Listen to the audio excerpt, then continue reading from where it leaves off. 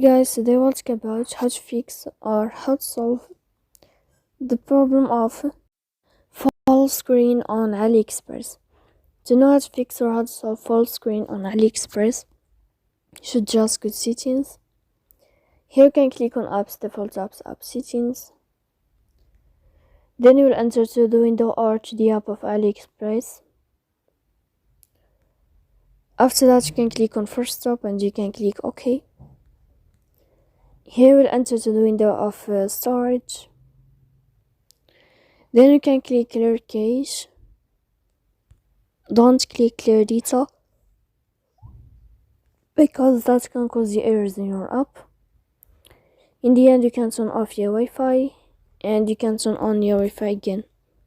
So please don't forget to support us by like and subscribe.